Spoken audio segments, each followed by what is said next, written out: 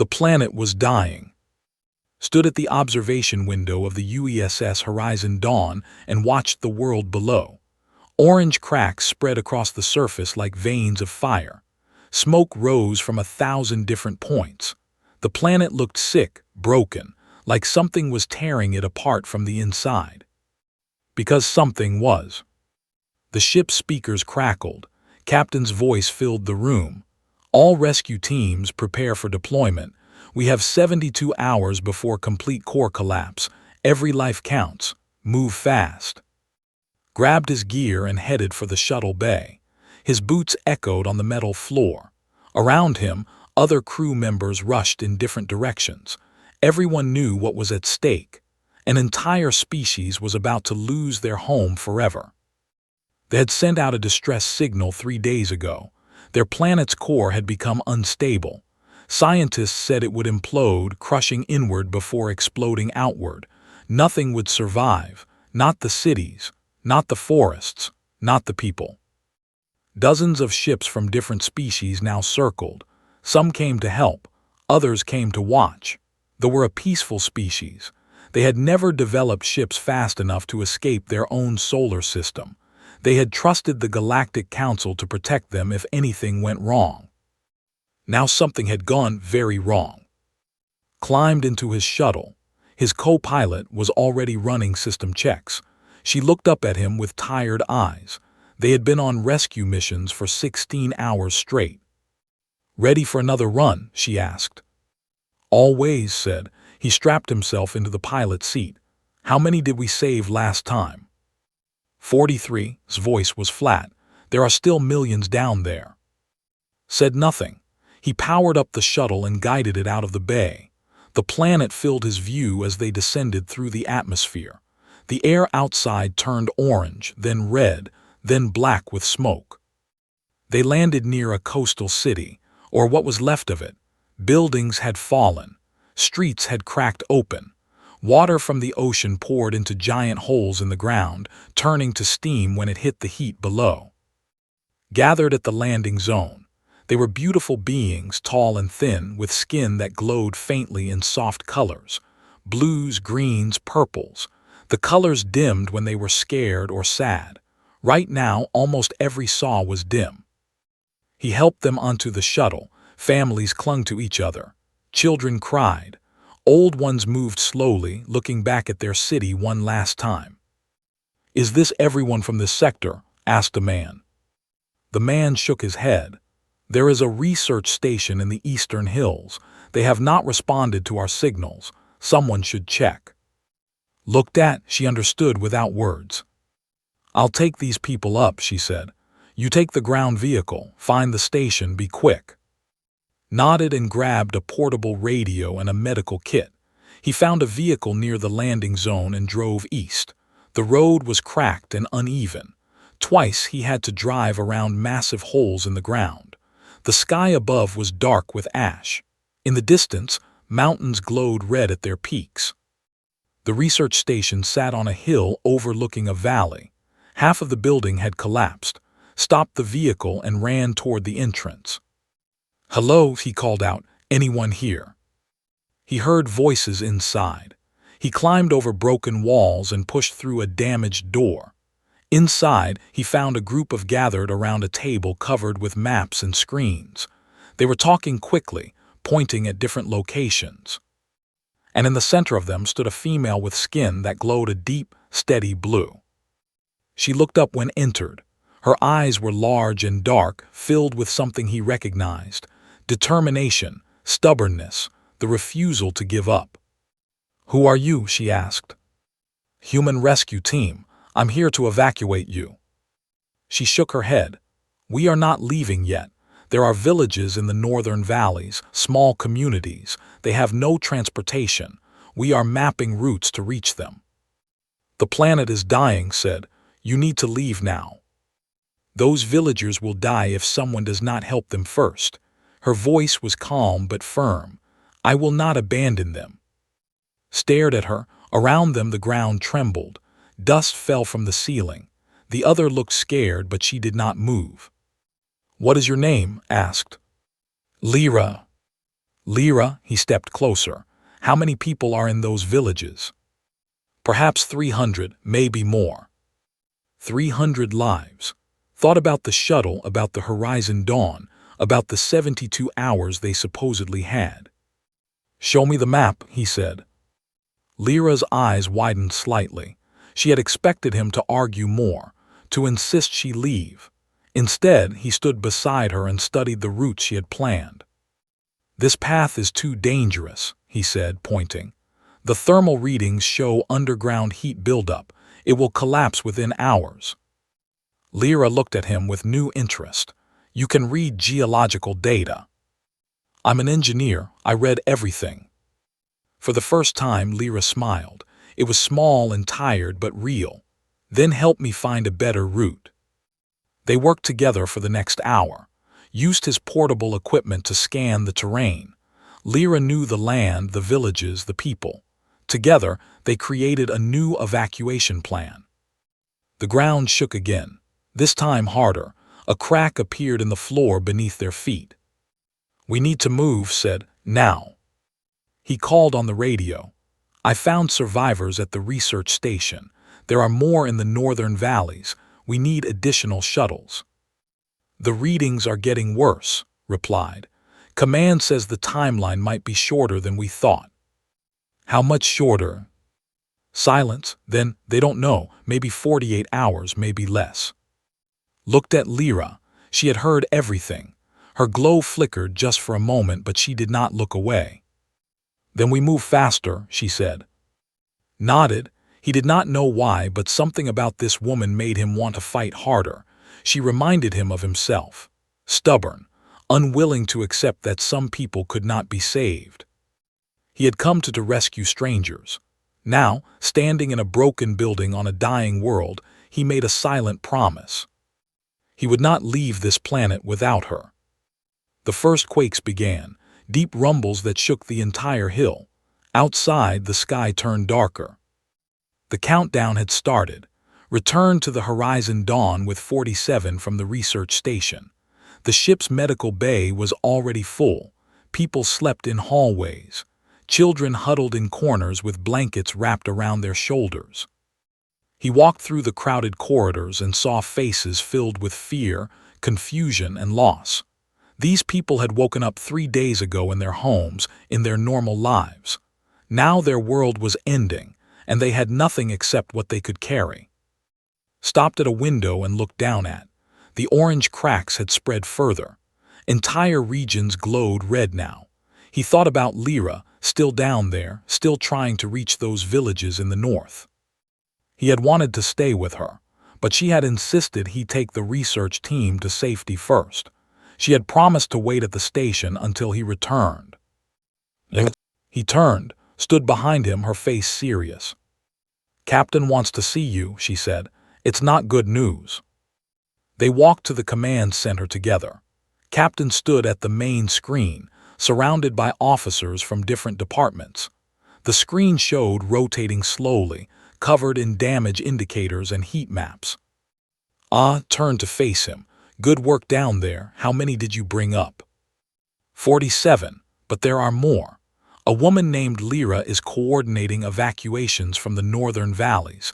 She needs support. His expression did not change. That might be a problem. She touched the screen. The image shifted to show ships in orbit around, counted them. Yesterday there had been 32 vessels.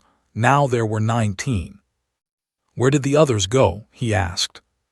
They left. His voice was flat. The pulled out 6 hours ago. The fleet followed. The mining guild recalled their ships an hour ago. Felt something cold in his chest. They just left with people still down there. They calculated the risk. The core instability is accelerating faster than predicted. Our original 72 hours is now 48. Some scientists say it could be 36. Paused. The Galactic Council has officially declared a lost world. Rescue operations are ordered to stop. Ordered to stop, stepped forward. There are still millions of people on that planet. And we cannot save them all. His voice was tired, not angry. We have saved over 2,000. That is more than any other human ship. We have done good work, but we have to think about our own crew now. So we're just leaving, like everyone else. Met his eyes. I don't like it either, but the math doesn't work. If we stay too long, we die too, and then we save no one. Wanted to argue, he wanted to scream, but he could see the weight on his shoulders. She was not a cruel person. She was a captain trying to keep her people alive. What about the others still down there? He asked quietly. The villages Lyra was trying to reach. We will make 2 more runs. We bring up who we can, then we leave. 2 more runs, maybe 100 people, maybe less, and Lyra was still down there. Left the command center without another word, followed him. Where are you going? She asked. I don't know. He walked to the observation deck. Through the windows, he watched other ships power up their engines and warp away. One by one, they disappeared. Each flash of light meant another species had given up. Another ally had decided that they were not worth the risk. They had lived next to for centuries. They shared trade, culture, even family bonds, and they had left without a word. Pressed his hand against the cold glass. He thought about Earth, about human history, about all the times humans had faced impossible situations and refused to quit. Firefighters running into burning buildings, soldiers carrying wounded friends through enemy fire, strangers jumping into frozen rivers to save people they had never met. Humans were not always good, knew that. His species had done terrible things, but they had also done beautiful things, brave things, stupid, wonderful, impossible things. The door opened behind him, stood there, arms crossed. You're thinking about going back, she said. It was not a question. Lyra is still down there. So are thousands of others. You can't save them all. I can save her. Sighed, she walked to stand beside him. They looked at the dying planet together. The captain will never allow it, said. Not after the council's order. I know. You'll lose your position, maybe face court-martial. I know. And you might die. Turned to look at her. She stayed behind to save her people. She could have left on the first transport, but she stayed. She's still down there right now, trying to reach villages that everyone else forgot. He paused. How can I leave someone like that behind? Was quiet for a long moment. Then she shook her head and laughed softly. You're an idiot, she said. A complete idiot. Probably. When are you going? Blink to what? When are you going back? Because I'm coming with you. You don't have to. Shut up, she punched his arm. We've been friends since we were 12. You think I'm letting you die alone on some alien planet? Besides, someone has to fly the shuttle while you play hero. Felt his throat tighten. He had expected to do this alone. He had prepared himself to face whatever happened by himself. He should have known better. That was not how it worked. Thank you, he said. Thank me later if we survive. She headed for the door. I'll prep the shuttle. Meet me in Bay 3 in 20 minutes, and don't tell anyone where we're going. She left, stayed at the window for 1 more minute. Below, continued to break apart. The planet's glow painted the darkness with red and orange light. He thought about Lyra, her calm voice, her steady blue glow, her refusal to give up on people who everyone else had forgotten. He didn't know her well. They had spent only a few hours together, but something connected them, something deeper than words. Turned away from the window and headed for Shuttle Bay 3. Behind him, another ship warped away. The number of vessels around dropped to 18. Soon, the humans would be alone. The shuttle dropped through its atmosphere like a stone through water. Fire surrounded the windows. The ship shook so hard that could barely read his instruments. Electromagnetic interference is worse than before, said from the pilot's seat. Her hands moved quickly across the controls. The core instability is messing with everything. Navigation is half blind. Can you land us near the research station? I can try. They broke through the clouds into a nightmare. The sky was dark with smoke and ash. Lightning cracked across the horizon, not from storms, but from the planet's magnetic field tearing itself apart. Below, the ground glowed in patches where magma had pushed through the surface. There, pointed at a hill in the distance, the research station, or what remained of it, brought the shuttle down hard.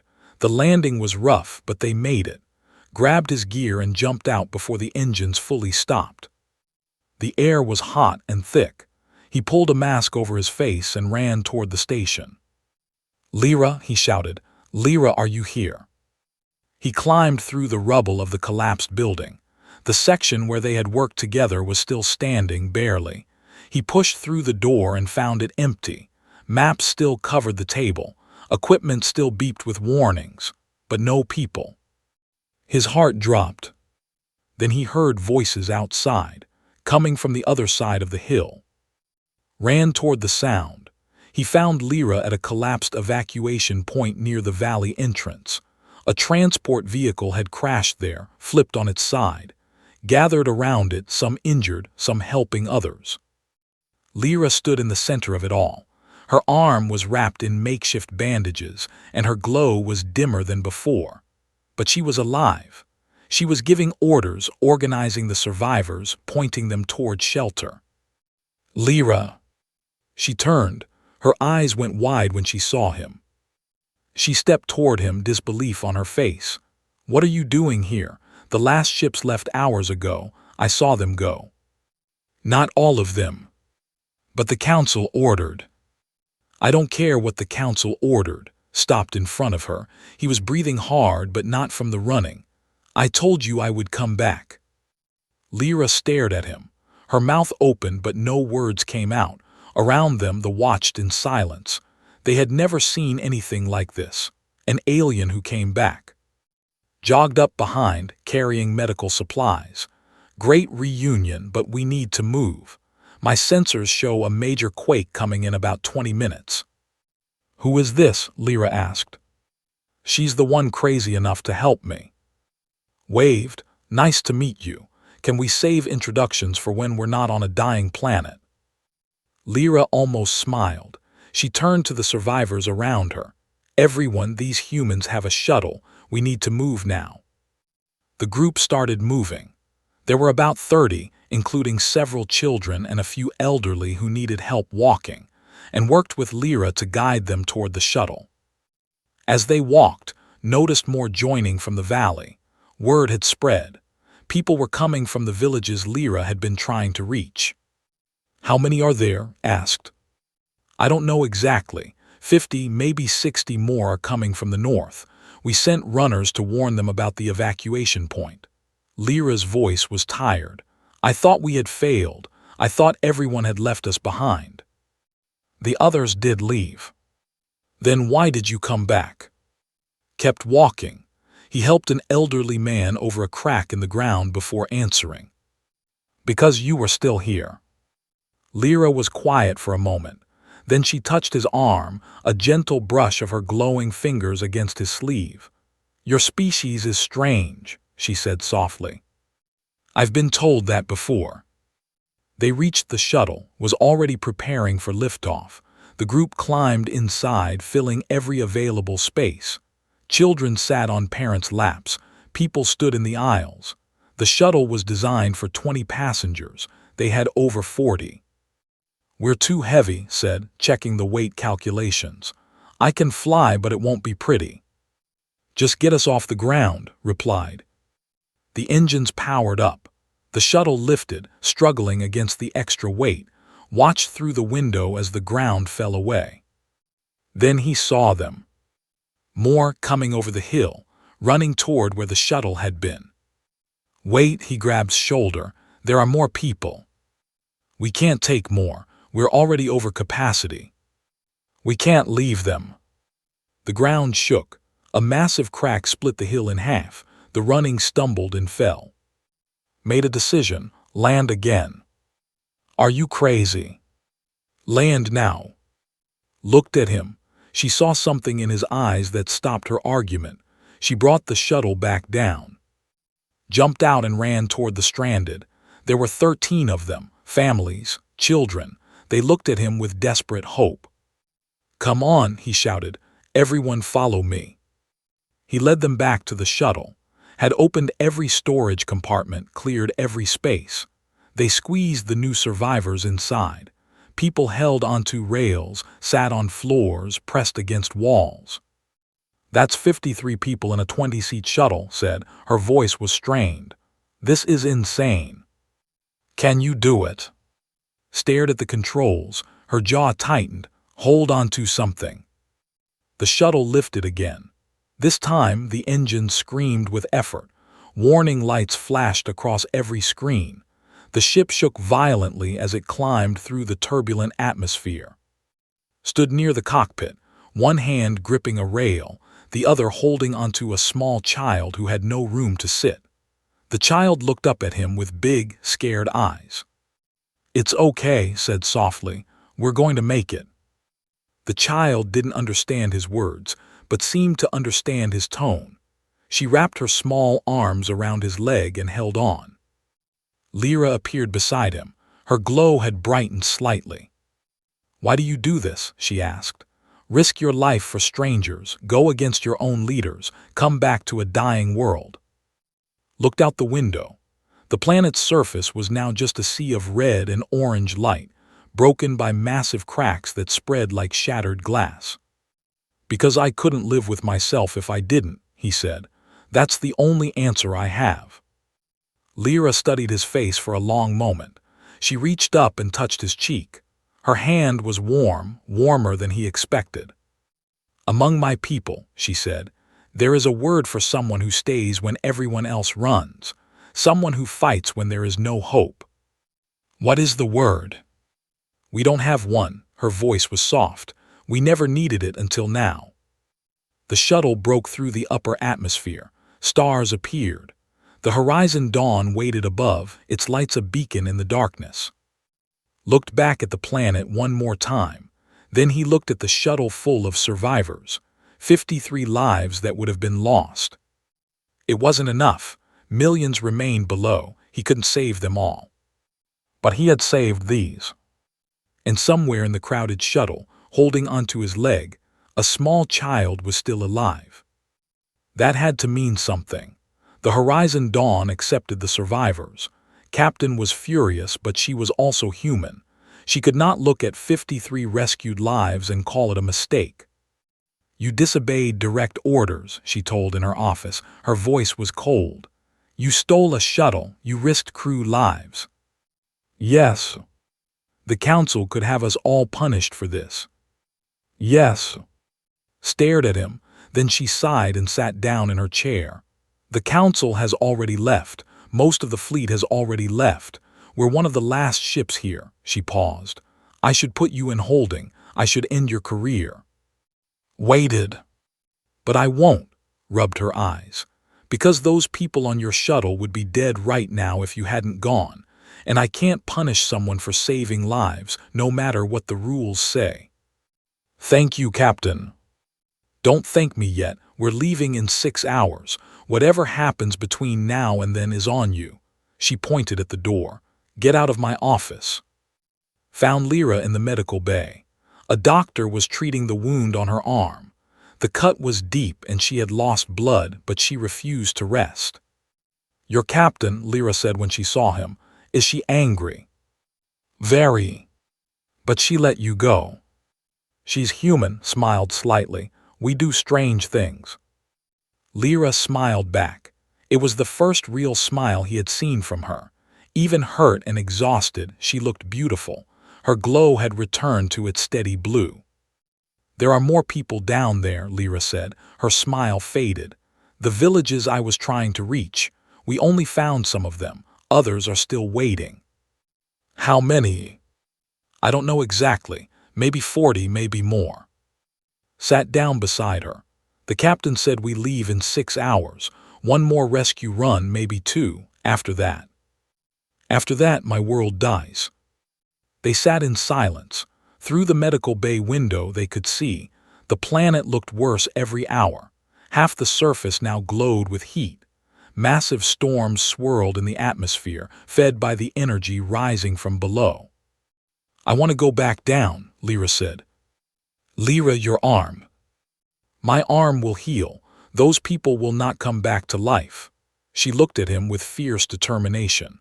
"I know that planet. I know the paths, the valleys, the places where people might hide.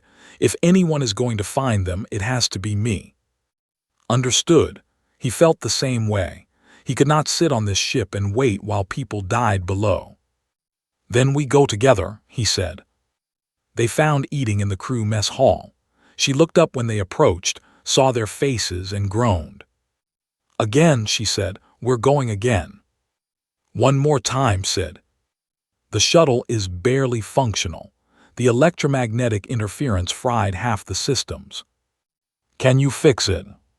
Chewed her food slowly. She looked then at Lyra, then back at her plate.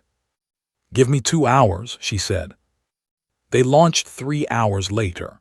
This time, the descent was even worse. The planet's magnetic field had destabilized further, making navigation almost impossible. Flew mostly by instinct, using her eyes more than her instruments. They landed on a plateau in the northern highlands. According to Lyra, this was the last stable ground in the region. Everything else had either collapsed or flooded with magma. The air was barely breathable now. His mask filtered out most of the poison, but his lungs still burned.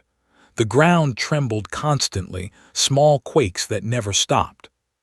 Lyra led them down a mountain path.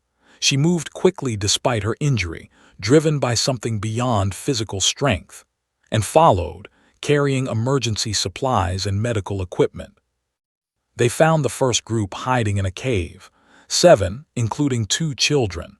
They had been waiting for 3 days, hoping someone would come. "Are you rescue?" an elderly woman asked, her voice shaking.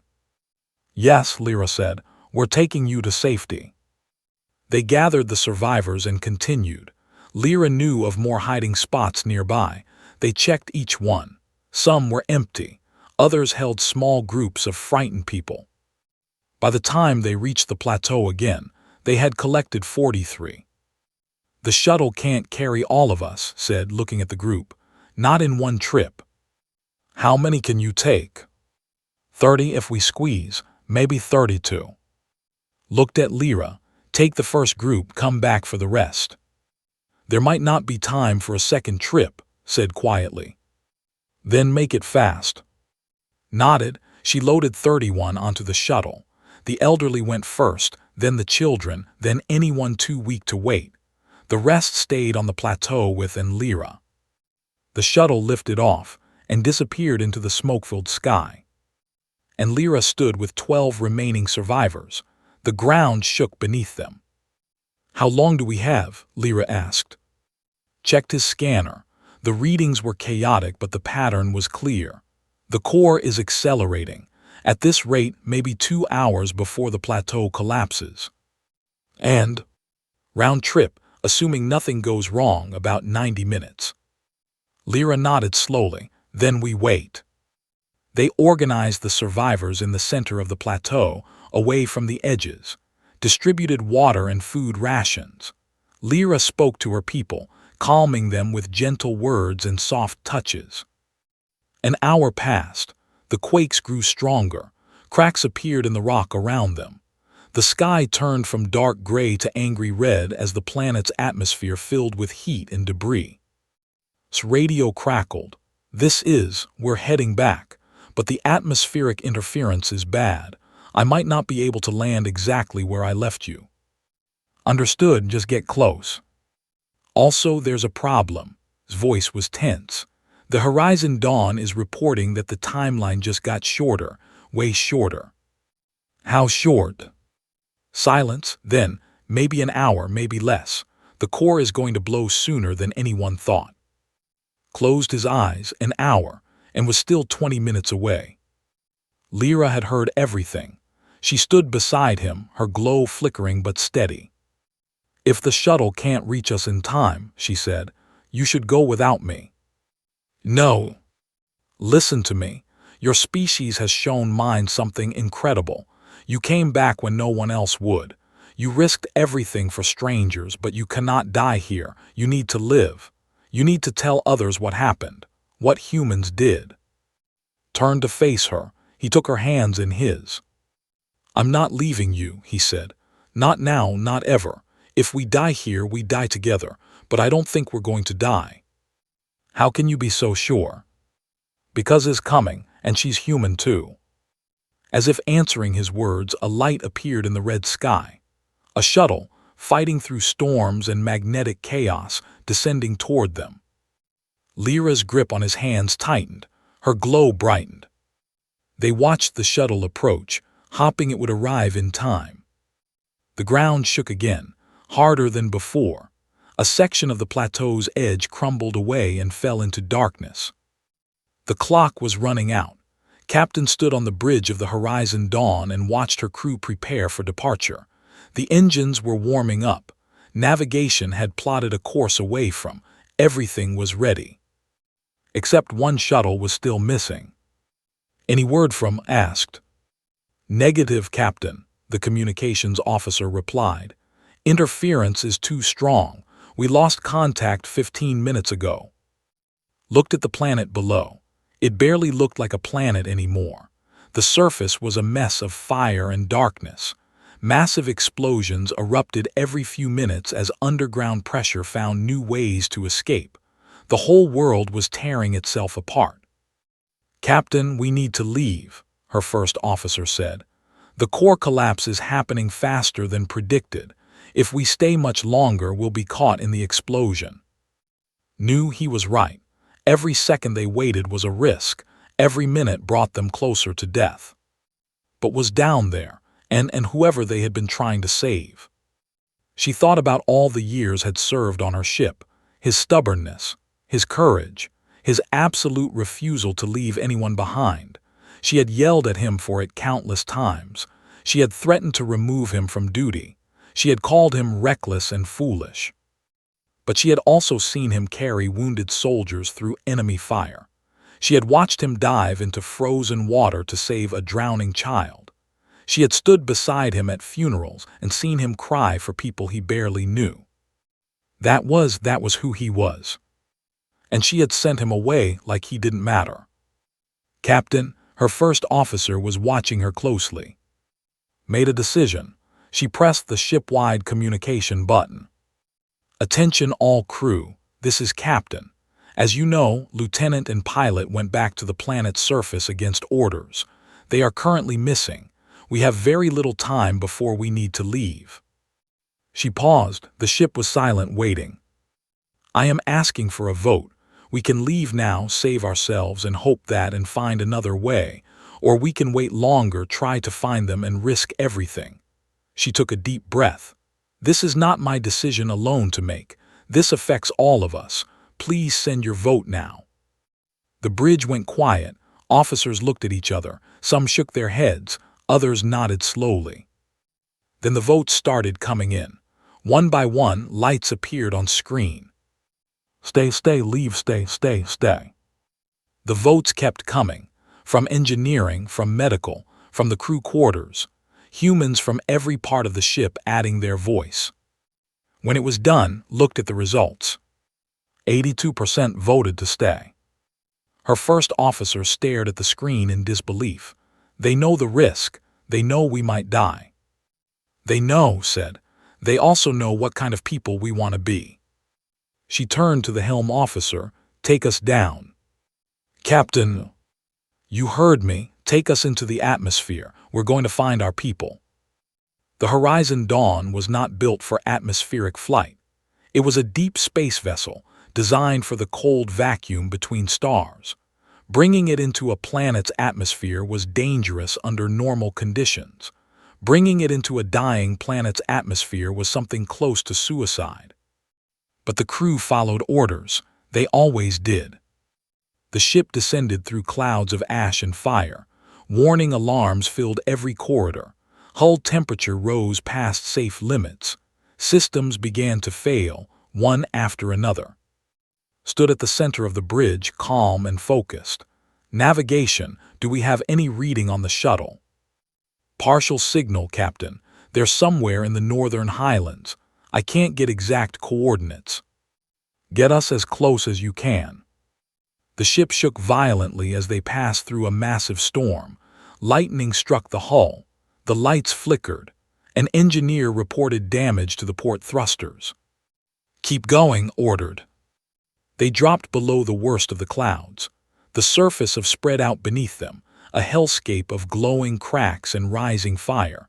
Mountains collapsed in the distance. Rivers of magma carved new paths through what had once been green valleys.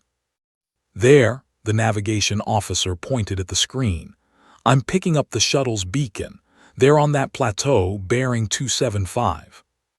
Saw it, a flat piece of land surrounded by chaos, like an island in a sea of destruction. And on that island, a small shuttle sitting next to a group of figures. Get me within transport range, she commanded. Captain, we can't land. The ground isn't stable enough. I don't need to land. Just get close enough for the rescue lines. The Horizon Dawn maneuvered toward the plateau. It was the most difficult flying any of them had ever done. The pilot had to constantly adjust for wind, heat, and the planet's unstable gravity. The ship groaned and screamed with the effort. On the plateau below, looked up and saw something impossible. The Horizon Dawn was descending through the fire and smoke, its hull glowing from heat, its engines fighting against the chaos of a dying world. Lights flickered along its surface. Rescue hatches opened along its sides. They came back, Lyra whispered. Felt something break inside his chest. Not pain, relief, hope, the feeling of not being alone. They came back, he repeated. Shuttle was damaged beyond flight. The last trip through the atmosphere had destroyed its engines. They had landed safely, but they could not take off again.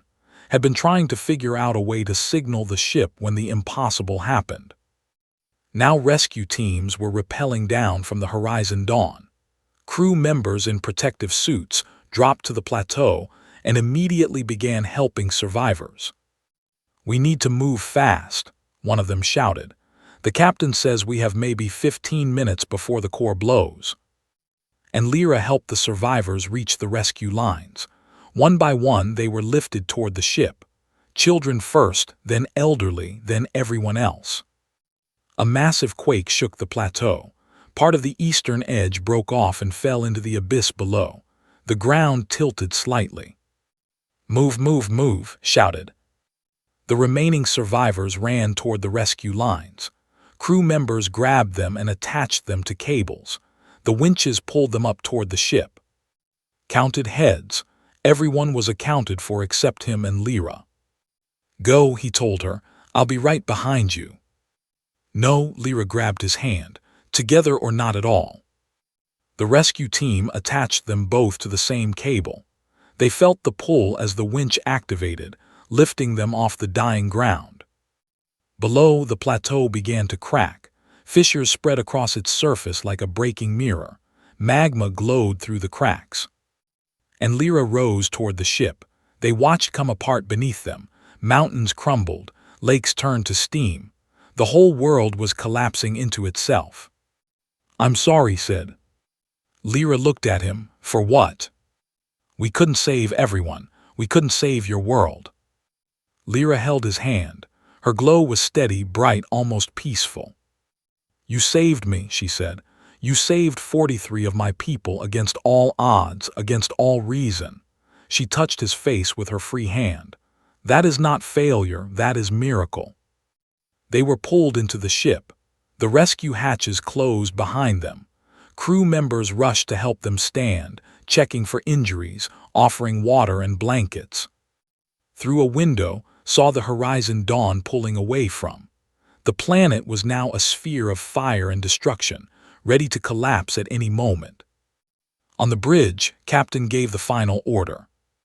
Maximum speed, get us out of here. The stars stretched as the ship jumped to safety. Behind them died. The Horizon Dawn shook as it pulled away from its gravity well. Alarms filled every corridor. Crew members held onto walls, onto each other, onto anything stable as the ship fought to escape. In the rescue bay, helped the survivors find places to sit. Many were crying, some were praying, others stared at nothing, their eyes empty with shock. They had just watched their world die. No words could help them. Lyra moved among her people, touching hands, speaking softly, offering what comfort she could. Her glow was dim with exhaustion, but she refused to rest. As long as her people needed her, she would stand. A violent jolt threw everyone to the floor, caught Lyra before she fell, pulling her close to shield her from debris. "What was that?" Lyra asked. Radio crackled with his voice.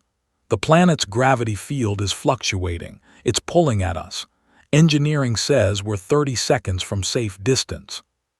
30 seconds, held Lyra and counted silently. The ship groaned, metal screamed. Somewhere in the distance, an explosion echoed through the corridors. Then suddenly, everything went quiet. The shaking stopped, the alarms went silent, the ship stabilized. They had made it. Let out a breath he didn't know he was holding.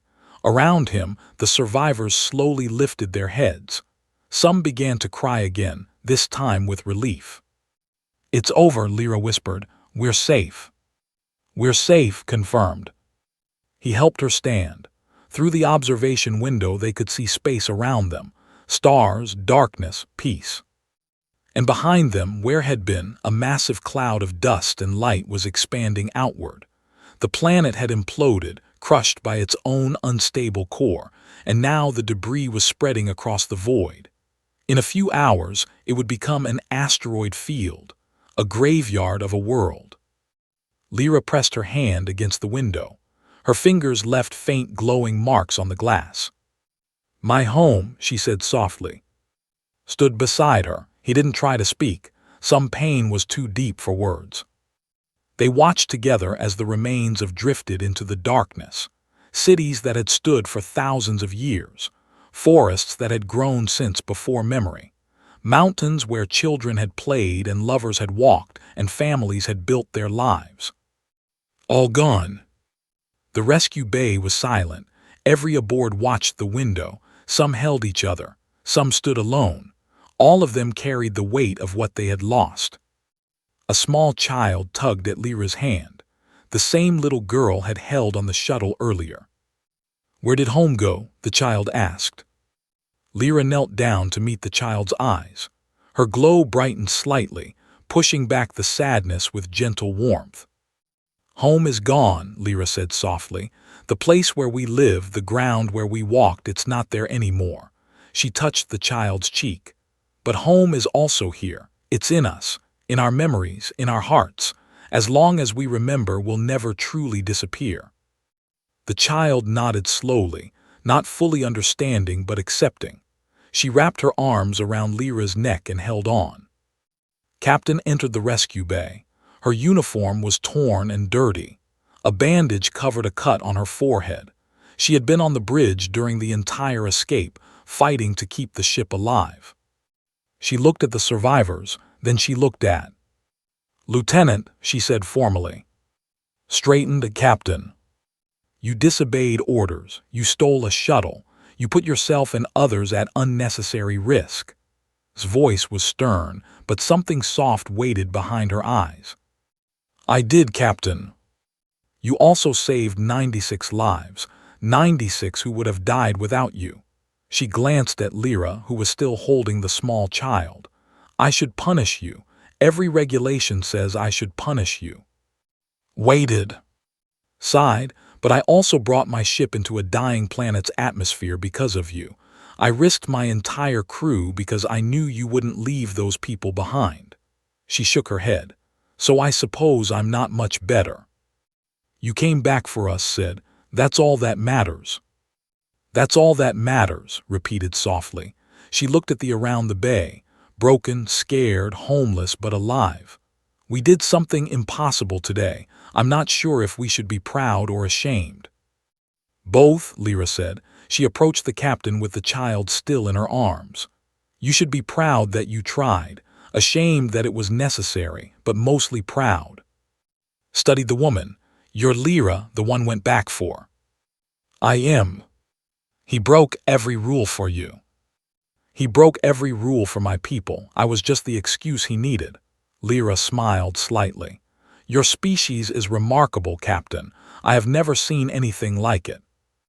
Looked uncomfortable with the praise. We're just humans, nothing special. That is where you are wrong. Lyra's glow brightened. Today, I watched every other species in the galaxy calculate the risk and decide my people were expendable. I watched them fly away without looking back. But humans came. Humans stayed. Humans risked everything for strangers. She looked at, then back at. That is not nothing special. That is something extraordinary. The captain was silent for a long moment. Then she nodded slowly. Get these people food and shelter, she ordered the crew. We'll head to the nearest refugee station. It's 3 days away.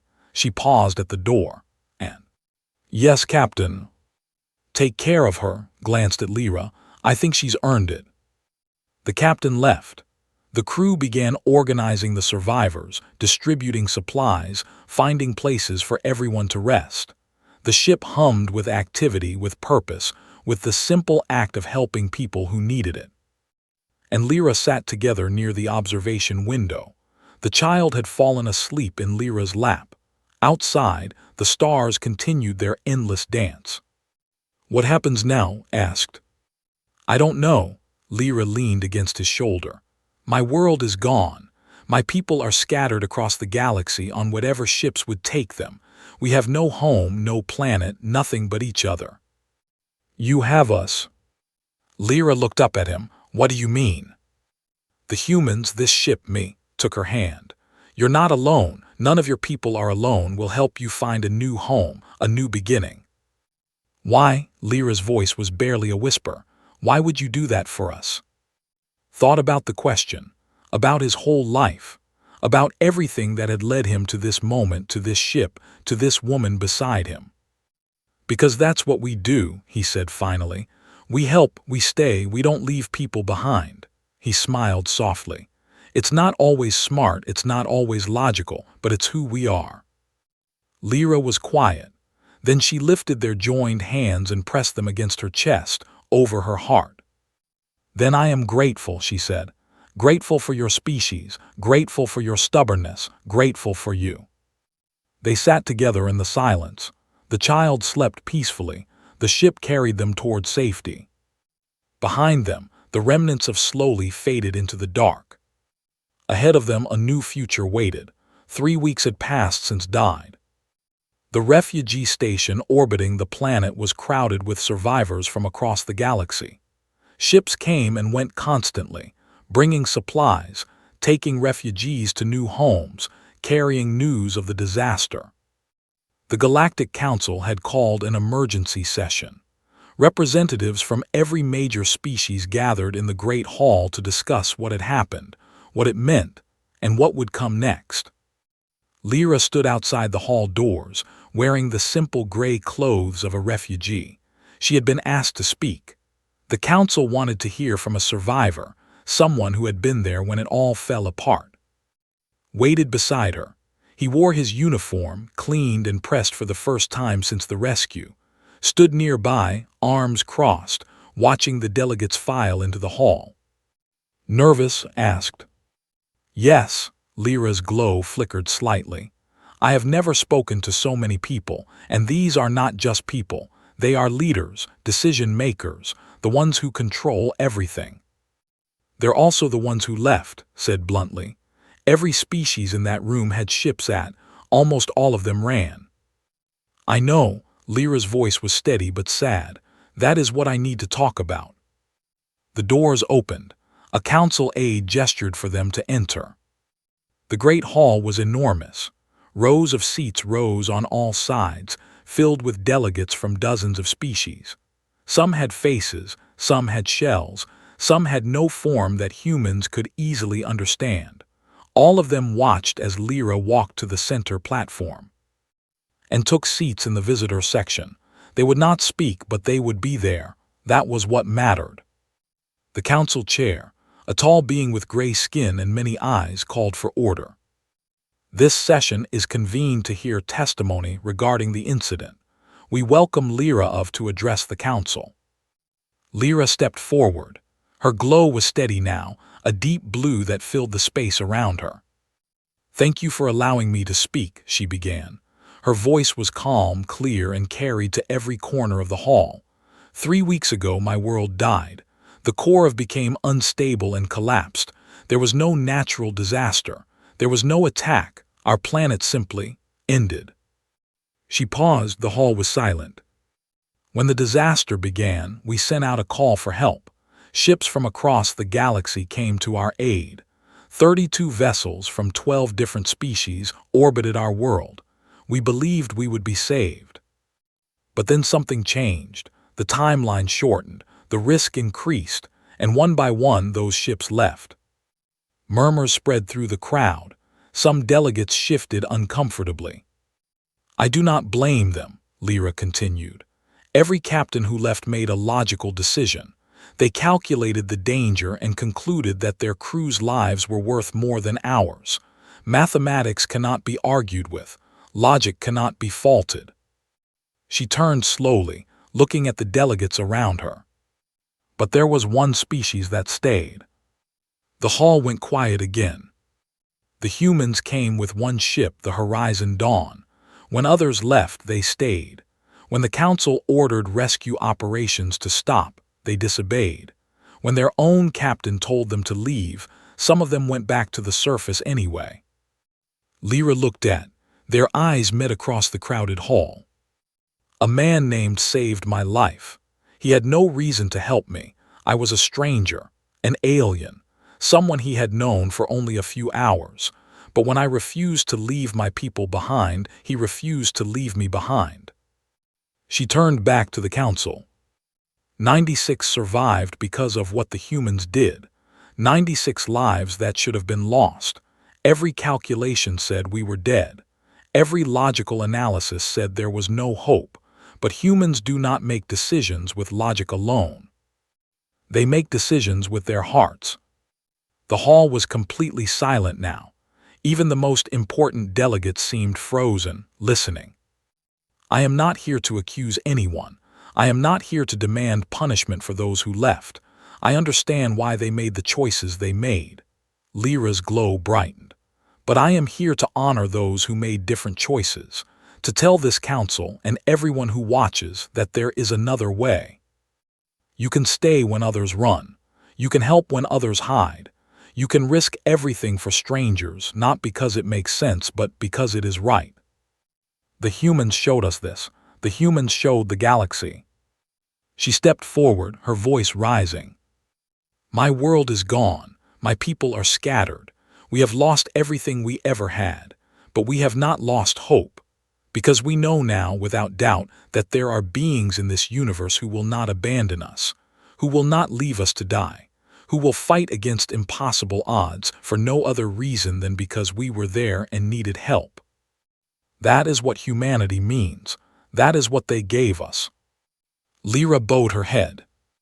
"I thank them, and I ask this council to remember what they have done, not as a single act but as an example, a possibility, a choice that any of us could make if we are brave enough." She stepped back. The hall remained silent for a long moment. Then slowly applause began, first from the human section, then from others. Delegates from species that had stayed, from species that had left, from species that had done nothing at all. The sound grew until it filled the entire hall.